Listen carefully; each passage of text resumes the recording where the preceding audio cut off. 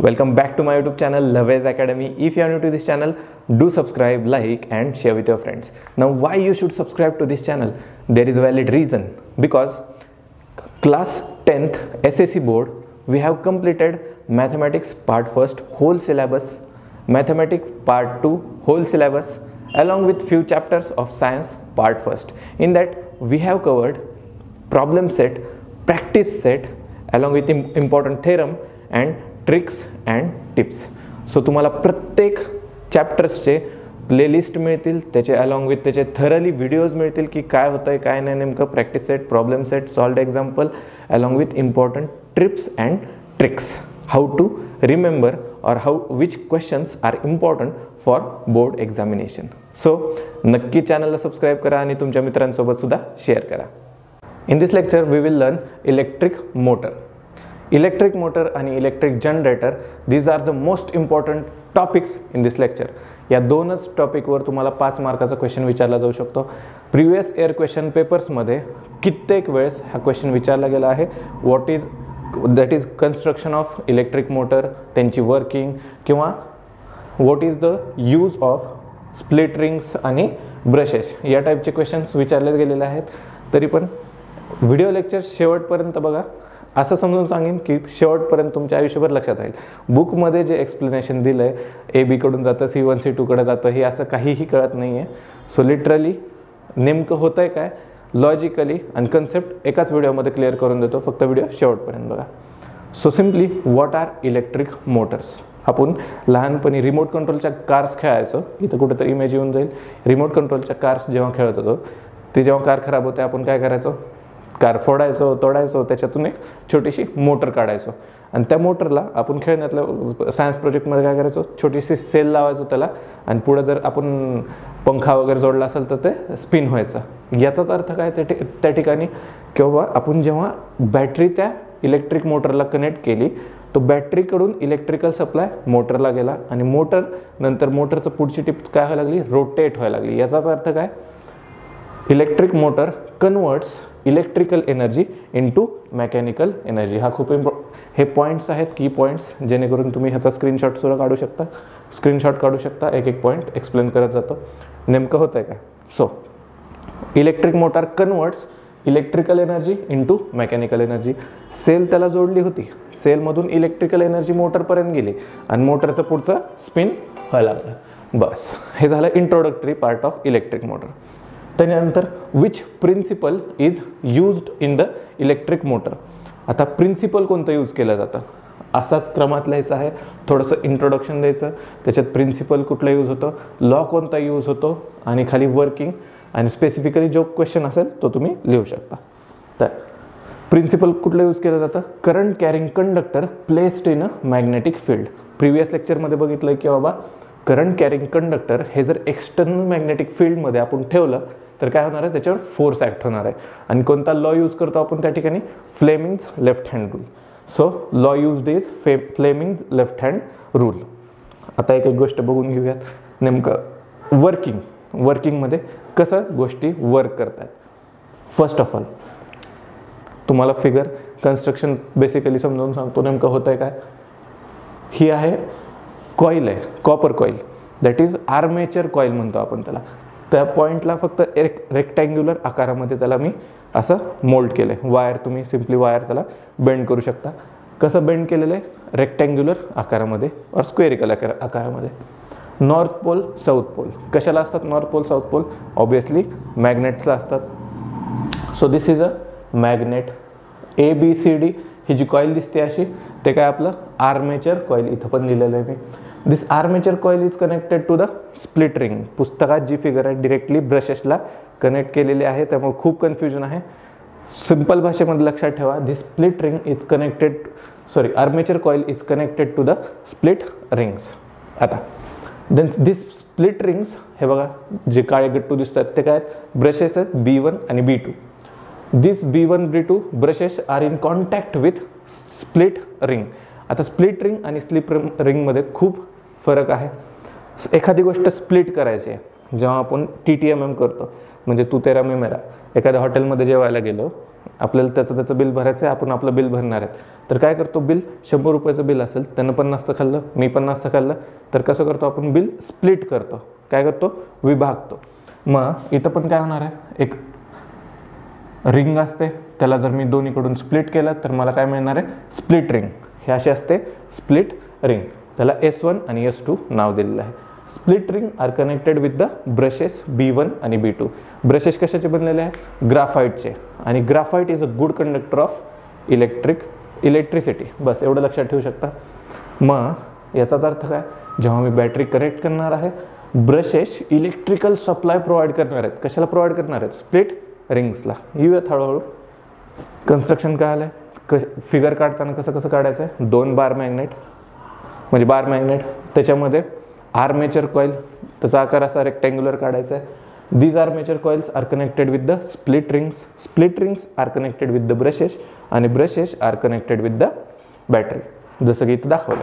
Simple आहे, खूप simple आहे, काहीच त्याच्यात लोड घेण्यासारखं नाही आहे. बरं, पुढं आता होतं काय, we know that current flows from positive terminal towards negative terminal.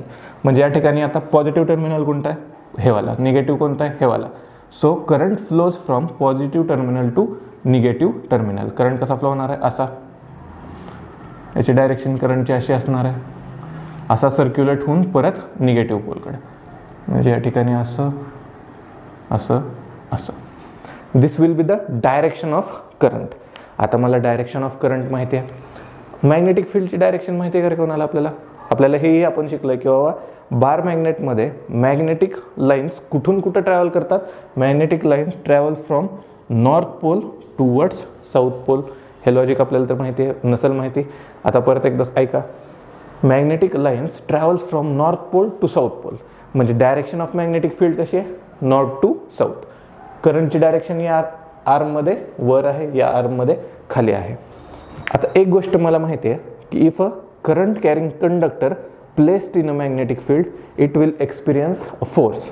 आणि तो फोर्स कशाने दाखवतो आपण, फ्लेमिंग्स लेफ्ट हँड रूलनं. खूप सॉर्ट आउट आहे, सिम्पल आहे.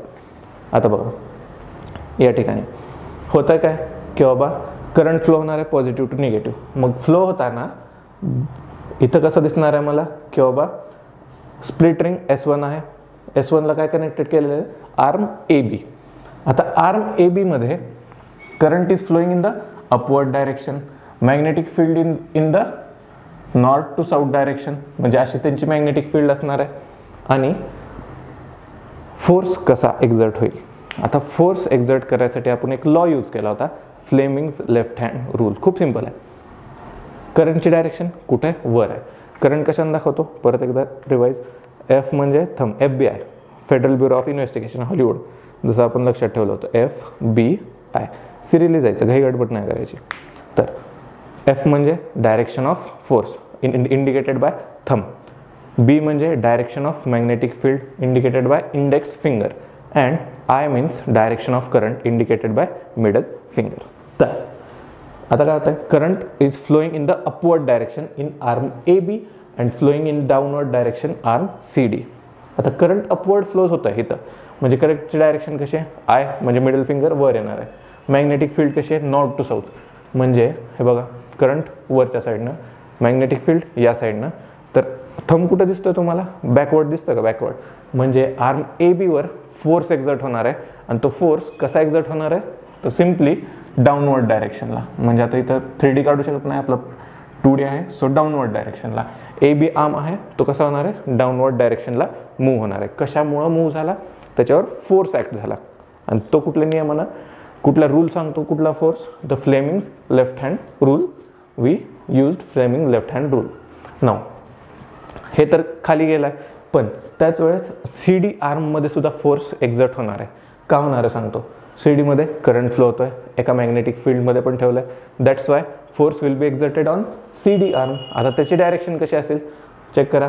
मॅग्नेटिक फील्डची डायरेक्शन अशी, करंटची डायरेक्शन खाली, आणि मग फोर्स कसा येतो exerted in the upward direction.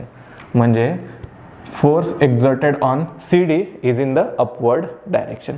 मग याचा अर्थ काय, सपोज ही AB आर्म आहे, ही CD आर्म आहे. ह्याच्यावर कुठला फोर्स लागतोय, डाऊनवर्ड डायरेक्शन. ह्याच्यावर कुठला लागतोय, अपवर्ड डायरेक्शन.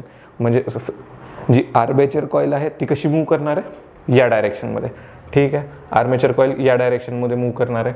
इथपर्यंत काय आलंय, तर त्याच्यासोबत चेंज कसा होतो बघा. Armature coil is connected to the split ring S1 आणि S2. आता जे पुस्तकात दिलं ना, स्प्लिट रिंगचं काम काय, changes the direction of current. मला पण लहानपणी वाटायचं की बाबा आपण बॅटरी तर टर्मिनल चेंज करत नाही आहेत, मग असं कसं व्हायला लागलंय. तर स्प्लिट रिंग स्वतःची जागा चेंज करते. कसं चेंज करते ते सांगतो. हे काय होता, AB आर्म होता. हा कुठला आर्म आहे, CD आर्म आहे. ह्याच्यावर डाऊनवर्ड फोर्स लागला, ह्याच्यावर अपवर्ड लागला. म्हणजे कॉईल, हे आर्मेचर कॉईल आहे, पकडा. हे कसं मूव्ह करणार आहे, असं मूव्ह करणार आहे, बरोबर आहे. मग ह्यालाच खाली कनेक्टेड काय होतं, S1 आणि S2 that R split rings. मग जेव्हा स्प्लिट रिंग्स कनेक्ट केलेल्या आहेत आणि ह्या हाफ रोटेशन झाल्यावर स्प्लिट रिंगची जागा काय होईल, चेंज होईल ऑब्विसली. म्हणजे इथं काय येणार आहे, S1 S2 आधी होता, इथं S2 आणि S1 येणार आहे. ठीक आहे. आणि ABCDची पण जागा चेंज होईल. इथं काय येईल आता, DCA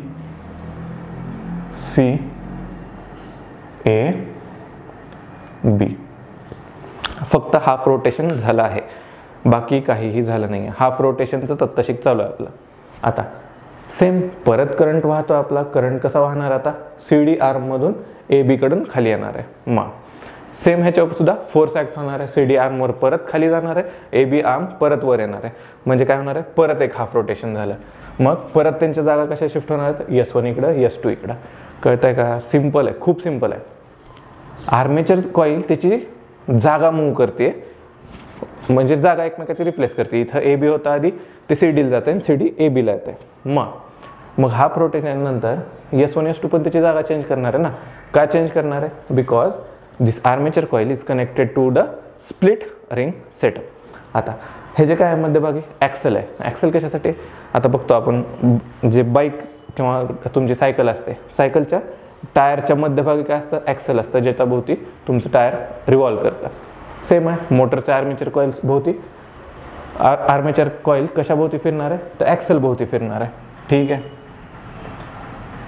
ॲक्सेल. आता कळतंय स्प्लिट रिंगचं काम काय नेमकं, प्रत्येक हाफ रोटेशनला त्यांनी त्याची जागा चेंज केली आहे. आणि जागा चेंज केल्यामुळं प्रत्येक हाफ रोटेशन नंतर तसाच फोर्स लागणार आहे आणि कंटिन्युअसली मोटर अशी रोटेट होणार आहे. हे पहिलं AB होतं, हे CD होतं.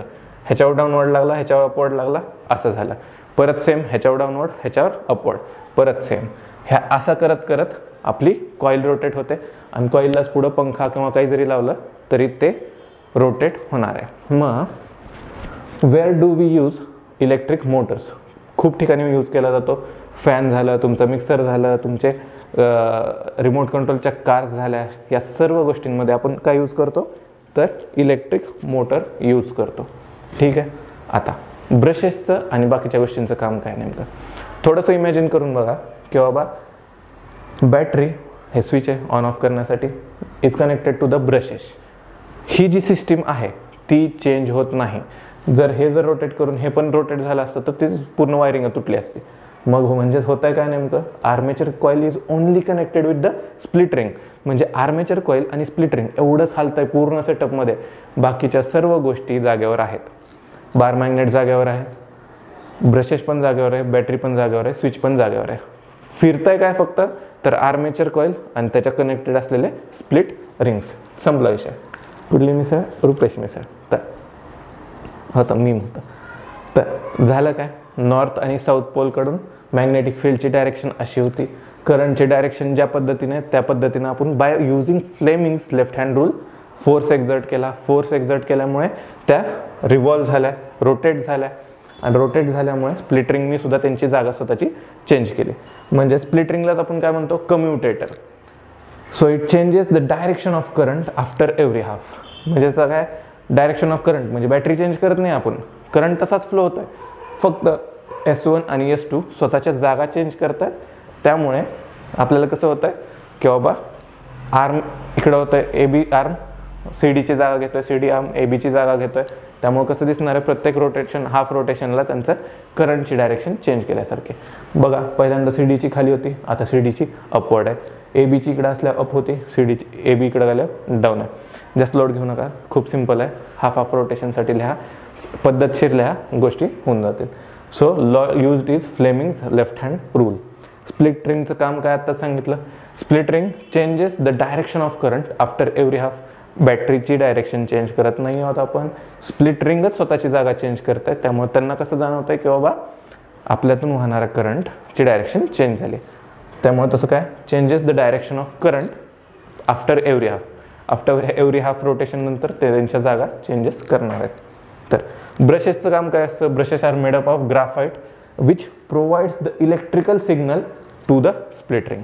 बस, बाकी काहीच नाही आहे. इलेक्ट्रिक मोटर इथंच संपला. आता इलेक्ट्रिक मोटरलाच आपण काय म्हणतो, DC मोटर म्हणतो. काय म्हणतो, DC motors. It is also called as DC motor. हे AC आणि DC नेक्स्ट लेक्चरमध्ये होणारच आहे. फक्त ह्या लेक्चरसाठी हा इम्पॉर्टंट टॉपिक होता आणि खूप इम्पॉर्टंट आहे 4 ते 5 मार्कासाठी. कसं कसं जायचं आहे, क्विक रिव्हिजन घेऊयात. इंट्रोडक्शन पार्ट लिहायचं मस्तपैकी. काय लिहायचं, electric motor converts electrical energy into mechanical energy. नंतर प्रिन्सिपल यूज्ड. प्रिन्सिपल कुठलं यूज केलं जातं, current carrying conductor is placed in a magnetic field experience force. आता हे कुठं ऐकल्यासारखं वाटतंय, फोर्स एक्सपिरियन्स करतोय म्हणजे कुठला लॉ यूज होणार आहे, फ्लेमिंग्स लेफ्ट हँड रूल. आता फ्लेमिंग लेफ्ट हँड रूल आपल्याला माहिती आहे, FBI हे झालेलं आहे प्रिव्हियस लेक्चरमध्ये. मग कन्स्ट्रक्शन आणि वर्किंगकडे आलो आपण. Bar magnet, ABCD armature coil which is connected to the split ring. Slip ring नाही, त्या रिंगला आर्क असतात, सेमी सर्क्युलर आर्क म्हणतो आपण त्याला. त्या कशा आहेत, अशा अर्धवर्तुळाकार म्हणजे सेमी सर्कल, हाफ सर्कल्सचे बनलेत असे. S1 आणि S2, split ring S1, split ring S2. तर हे काय झाले तुमचे split rings. Armature coil is connected to the split rings आणि electrical supply is provided to the split ring by brushes B1 and B2 which are made up of graphite. बाकी माहिती आहे आपल्याला. बॅटरी दिली आहे आणि battery provides DC current. So DC current यालाच आपण काय म्हणतो, DC मोटर. पुढं काय, स्प्लिट रिंगचा यूज स्पेसिफिकली विचारला जातो तुम्हाला. स्प्लिट रिंगचा यूज काय, change the direction of current after every half revolution. कसं होतं हाफ रिव्होल्युशन, आता सांगितलं. AB आर्म खाली जातो, CD आर्म वर जातो, हाफ रोटेशन झालं. नंतर सेम CD आर्मसाठी कसं आहे, करंटचे डायरेक्शन अपवर्ड, फोर्स कुठं लागणार डाऊनवर्ड, आणि सेम AB साठी असा. हे मग कंटिन्यू रोटेशन होतच राहतं. This is the working of electric motor. बस, बाकी काहीही नाही आहे. ह्या टॉपिकला एवढं डोक्यावर बसून घेऊ नका, खूप सिम्पल टॉपिक आहे. फक्त जे लँग्वेज तुम्हाला बुकमध्ये दिली आहे ती कळण्यासारखी नाही आहे. फक्त ABCD CD AB असं दिलेलं आहे. सो हे कन्सेप्च्युअल एक्सप्लेनेशन होतं की बाबा नेमकं वर्क कसं होत आहे, करंटची डायरेक्शन कशी आहे, मॅग्नेटिक फील्डची डायरेक्शन कशी आहे, एक्झर्ट होणारा फोर्स कोणत्या डायरेक्शनने. हे जर कळालं तुम्हाला, तुम्हीही स्वतः लिहू शकता. एकदा प्रॅक्टिस करायची, खूप सिम्पल आहे. फिगर 2दा काढून बघा, एक्सप्लेनेशन लिहून टाका, वर्किंग आणि ह्या सगळ्या गोष्टी. सो तुम्हाला हवा असेल तर ह्याचा स्क्रीनशॉट काढू शकता. नेक्स्ट लेक्चरमध्ये आपण बघूयात की इलेक्ट्रोमॅग्नेटिक इंडक्शन काय असतं, प्लस मग AC DC करंट काय आहेत, आणि नेक्स्ट लेक्चरमध्ये इलेक्ट्रिक जनरेटर.